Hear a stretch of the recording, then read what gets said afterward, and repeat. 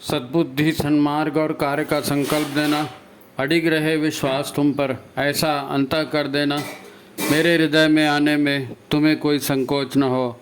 हे गुरुदेव, मुझे नज़रों से दूर कभी न होने देना। हे गुरुदेव, मुझे नज़रों से दूर कभी न होने देना। नमस्कार, गायत्री चिंतन धारा के इस सतत प्रवाह में आपका स्वागत है। मित्रों, मनुष्य को अकेले रहने में बड़ा डर लगता है। कोई टीवी देखेगा, व्हाट्सएप फेसबुक देखेगा, कुछ पढ़ेगा, सोएगा, घूमने जाएगा, लोगों से बातें करेगा, फोन करेगा, कुछ न कुछ करेगा, पर शांत बैठना पसंद नहीं करेगा। उसका मन उसे शांत रहने ही नहीं देता। कुछ हमारी स्मृतियां, कुछ आदतें, कुछ संस्कार, वातावरण या माहौल को अनुभव करके हमारा मन भी उसी तरह से कार्य करने को हमें विवश कर देता है। फिर हमारा अहम भाव इसमें जुड़ जाता है। तब हम साफ कहते हैं, मेरे मन ने किया तो मैंने कर दिया। फिर बुद्धि भी तर्क देती है, और क्या कर सकते थे, यही सबसे अच्छा ऑप्शन था, मैंने ठीक ही किया, सभी ऐसा करते हैं। हर आदमी के पास खुद को सही सिद्ध करने के ढेरों तर्क होते हैं। आपने भी अनुभव किया होगा। दरअसल हम भी इस प्रकृति और पर्यावरण का ही हिस्सा हैं। जैसे हमारा मन है, ऐसे ही परिवार, संस्था, समाज का सब सामूहिक मन, सामूहिक चेतना और सामूहिक संस्कार भी होते हैं। हम परिवार में, संस्था में, समाज में रहते हुए इनसे तालमेल बिठाकर चलने का ही प्रयास करते हैं। ऐसा होते रहता है क्योंकि हमारा मन इसी में सुविधा देखता है। दूसरे शब्दों में इसे ही समाज की भेड़चाल कहते हैं। हम पर सामूहिक मन का प्रभाव बड़ा जबरदस्त होता है। फैशन के वस्त्र और वेशभूषा हम धारण करते हैं। आपका दर्जी, आपका नाई, आपकी पार्लर वाली बाई, सब आपको इसके लिए प्रेरित करते हैं। सब आपसे यही कहेंगे, आजकल यही चलन में है। घूमने जाने का फैशन, जिम जाने का फैशन, क्या यह सब देखा देखी नहीं चलता? शादी पार्टियों में खाने पीने का मेनू देखिए, 2-4 आइटम कम ज्यादा हो जाते हैं, पर मेनू हर जगह एक कॉमन ही होता है। परिवार भी सबके एक ही जैसे हैं।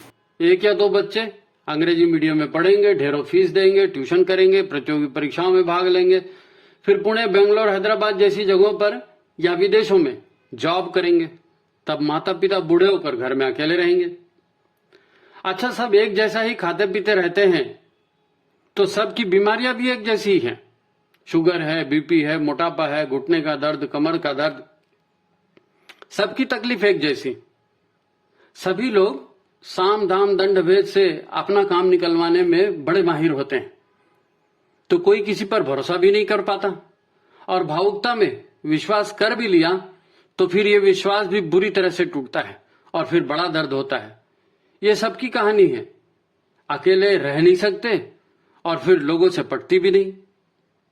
अच्छा, अकल की बातें सभी लोग एक दूसरे को बताते रहते हैं, ऐसा करना था, ऐसा करना चाहिए, पर ये बोलने वाला भी तो फंसता है, तो फिर लोग उसे भी जाकर अकल की बात बताते हैं।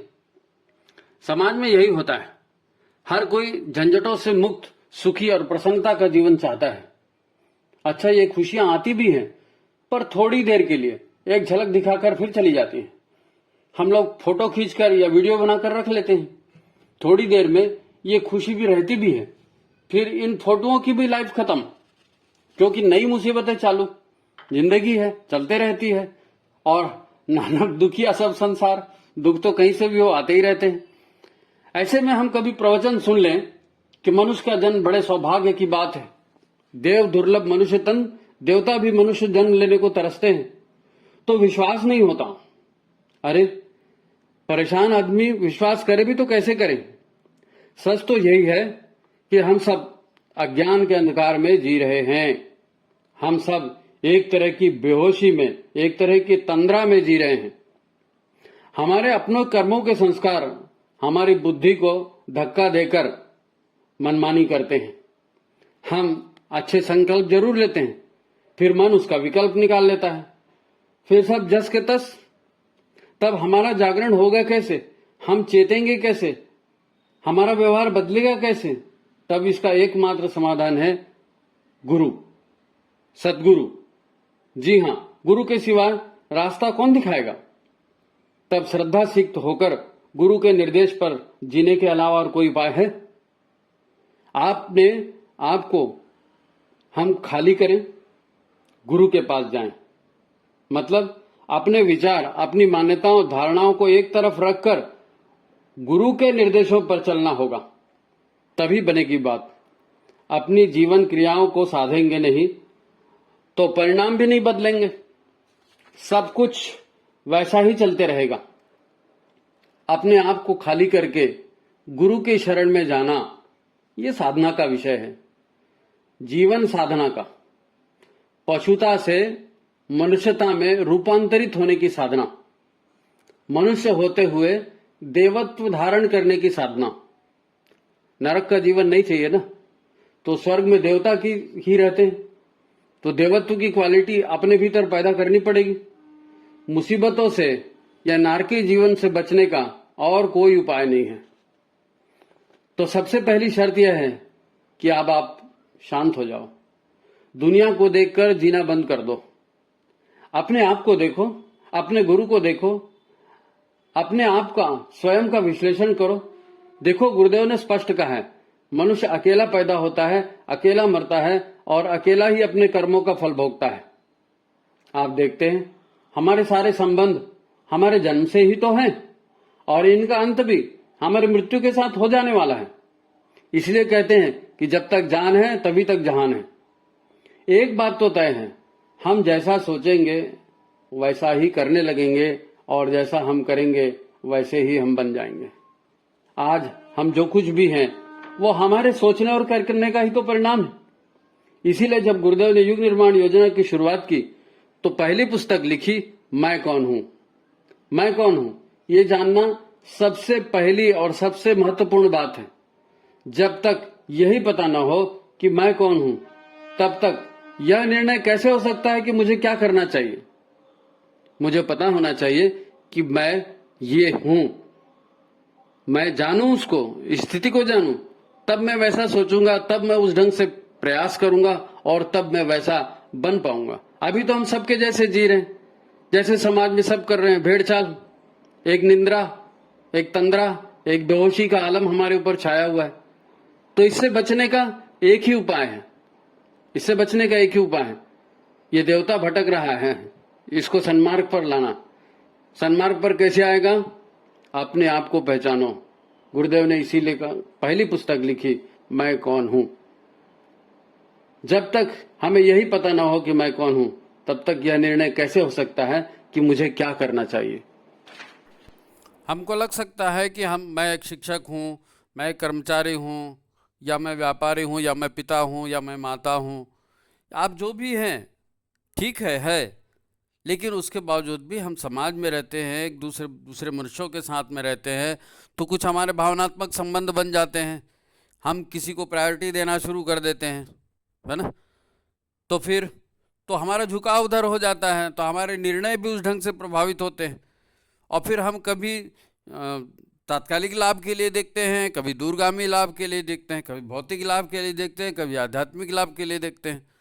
तो हमारा दृष्टिकोण भी बदलते रहता है, लोगों से संबंध है वो भी बदलते रहते हैं। तो किस समय हमको एग्जैक्टली करना क्या है, किस समय क्या करना है, क्योंकि होता क्या है, हम जो करेंगे उसी का परिणाम हमको मिलेगा। अभी तक हमारा परिणाम ठीक नहीं मिल रहा था, तब तो हम अपने आप को बदलना चाहते हैं ना, कि भाई मेरी आदत ये ठीक नहीं है और मेरे को इसको बदलना है। बदलने की इच्छा ही इसीलिए पैदा हुई ना कि उस जिस ढंग से हम जी रहे थे उस ढंग से हमारा फायदा नहीं हो रहा है, ऐसा हमको लगता है, इसलिए अपने आप को बदलना था। तो अब अपने आप को बदलें तो कैसे बदलें, किसको देखकर बदलें।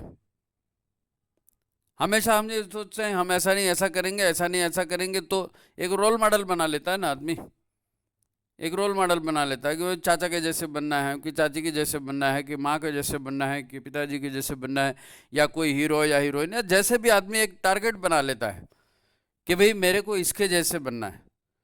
तो यदि आप उसके जैसे बनना चाहते हो, ठीक है, वो व्यक्ति अच्छा हो सकता है, अनुकरणीय हो सकता है, लेकिन बात यह है कि जब हम किसी के फॉलोअर बनते हैं, जब हम किसी का अनुसरण करते हैं, तो हमको क्या है, हमको सिर्फ वही दिखता है जो बाहर से दिख रहा है। बाहर से तो लोग आपको भी बोलते होंगे कितने अच्छे हैं, कितने सुखी है, कितने बढ़िया है, लेकिन आपको तकलीफ हो रही है तो आप ही जानते हो ना। वैसे ही उनको भी जो तकलीफ हो रही है वो वही जानते होंगे। तो हमारा रोल मॉडल कौन बनेगा? हम किसके जैसे बनेंगे? किसके जैसे बनेंगे? तो गुरु हमने बनाया भी इसीलिए ना कि हे गुरु आप हमारा मार्गदर्शन करेंगे, हैं? चलेंगे हम जगत जननी तुम्हारे ही इशारे पर, हैं? गुरु को बोलते हैं कि भाई गुरुदेव आप ही बता दो किसकी शरण में जाएं, है ना। तो माता गुरुदेव है, माता जी है, उनके हिसाब से चलना है हमको। ढेर सारा साहित्य उन्होंने लिख करके रखा है। जो भी हमारा भौतिक जीवन है उसमें हम जो काम कर रहे हैं करें, खाना पीना, शादी ब्याह करना, व्यापार करना, ये सारा काम होते रहता है, इसको कोई मना थोड़ी कर रहा है। लेकिन करने का तौर तरीका हमारा क्या होना चाहिए, है ना। वो जैसे यज्ञ में अपन 4 संविदा चढ़ाते ना, धर्म अर्थ काम मोक्ष, तो हमारे धर्म भी हमारा पूरा हो, अर्थोपार्जन भी हमारा पूरा हो, हमारी इच्छाएं भी पूरी हो और मोक्ष भी हमको मिले। 4 पुरुषार्थ हैं तो 4 पुरुषार्थ हमको मिल सके। इसका रास्ता ये दुनियादारी के जो हीरो हीरोइन बना लेते हैं, टारगेट बना लेते हैं ना, इसके जैसे बनेंगे, तो वैसा तो आपको बनना मुश्किल है। उनकी परिस्थितियाँ अलग थी, उन्होंने अपनी परिस्थितियों में अब उस ढंग का काम किया। अब आप उस परिस्थिति में थोड़ी हो, आपकी परिस्थितियाँ अलग हैं। तो गुरुदेव ने जो रास्ता बताया है, गुरुदेव ने जो 3200 पुस्तकें लिखी है, इतने प्रवचन दिए हैं, इतना सारा उन्होंने हमको मार्गदर्शन दिया है, हमको उसके हिसाब से चलना चाहिए, है ना। गुरुदेव ने हमारे ही लिए लिखा, उनका अनुभव ज़्यादा था ना, उनका अनुभव ज़्यादा था, उनका ज्ञान ज़्यादा था, उन्हीं के मार्गदर्शन पे तो हमको चलना है, इसलिए हम उनके हिसाब से चलें। जिस विषय पर ज्ञान चाहिए, बहुत सारे हर विषय पर उनकी पुस्तकें हैं। आप स्पेसिफाइड किसी फील्ड में काम करते हैं तो उस तरह का भी आप देख सकते कर सकते हैं, है ना। दरअसल होता क्या है कि ऐसी स्थिति कभी नहीं बनना चाहिए कि हमको अपनी ही करनी पर पछतावा हो। भाई संसार में रहते हैं, किसी ने कुछ दुख दे दिया, पीड़ा दे दिया, तो आप चलो बोल सकते हो कि अमुक की वजह से हुआ, लेकिन जब खुद की ही वजह से होगा तो किसको ब्लेम करने जाओगे? किसको ब्लेम करने जाओगे? और एक बार जिंदगी का जो हिस्सा गुजर गया वो तो दोबारा आने से रहा, है ना। तो हमको बना बनाया रास्ता गुरुदेव ने दिखाया है, उस हिसाब से चलें, है ना। तो यदि जो लोग अपने आप को बदलना चाहते हैं ना, वो बदल सकते हैं। उनको विश्वास होना चाहिए कि हाँ हमारे गुरु ने ये रास्ता बताया, ये रास्ता ठीक है। और जो धर्म अर्थ काम मोक्ष बताया, इन चारों रास्तों को, इन चारों लक्ष्यों को पूरा करने वाला रास्ता है। तो ठीक है, आपने जो भी एक टारगेट रखा है अपने आप को बदलने का, तो आप गुरुदेव का मार्गदर्शन लेते रहें, अपने आप को बदलें, ज़रूर आप सफल हो सकते हैं, उसमें ज़रूर सफल हो सकते हैं। तो ठीक है, आज की बात यहीं समाप्त करते हैं। मित्रों, बहुत से लोग हैं जो वीडियो को शेयर करते हैं, लोगों को भेजते हैं, कई कई ग्रुप में डाल देते हैं, 700 800 1000 85,000 लोग उसमें जुड़े रहते हैं। तो क्या होता है कि व्हाट्सअप जो है ना, व्हाट्सअप को यूज़ कैसे करते हैं? आप भी तो यही करते हो, कितना सारा मैसेज आया, उठाया, सबको डिलीट कर दिया। तो ऐसे ही होता है, लोगों को मालूम नहीं रहता कि किस वीडियो में क्या है, किसने भेजा है, तो वो उठा के सबके साथ डिलीट कर देते हैं, आपका वीडियो कोई देखता नहीं, है ना। तो यदि आप किसी को व्हाट्सअप कर रहे हैं, किसी को भेज रहे हैं, तो एक बार उसका फॉलोअप तो लो, उनको बात करो कि भाई साहब, बहन जी, हमने ये आपको भेजा है, आप ज़रा इसको देखो। 1-2 बार भूलेंगे वो, फिर 1-2 बार आप बोलोगे तो वो देखेंगे। जब तक 2-3 बार वीडियो देखेंगे नहीं ना, उनको भी समझ में नहीं आएगा कि इसमें मैटर क्या है। अब मैटर अच्छा लगेगा तो देखेंगे, नहीं लगेगा तो नहीं भी देखेंगे। अच्छा नहीं लगेगा तो क्या ज़रूरत है देखने की। तो ज़रा ये सावधानी रखें, है ना। आप बड़े प्रेम से किसी को भेजते हैं, हम भी विश्वास करते हैं कि भाई साहब ने भेजा है तो लोग देखेंगे। प्रचार होना चाहिए ना, प्रचार के लिए मेहनत करनी पड़ती, खाली एक बार भेज दिए तो नहीं बनता, थोड़ा फॉलोअप भी करिए। ये निवेदन है आपसे, है ना, ये आपसे निवेदन है। तो ठीक है, हम सब मिल करके विचार क्रांति करें, हम बदलेंगे, युग बदलेगा, हमारा सफल होना चाहिए। तो आज की बात यहीं समाप्त करते हैं। सभी को प्रणाम, नमस्कार।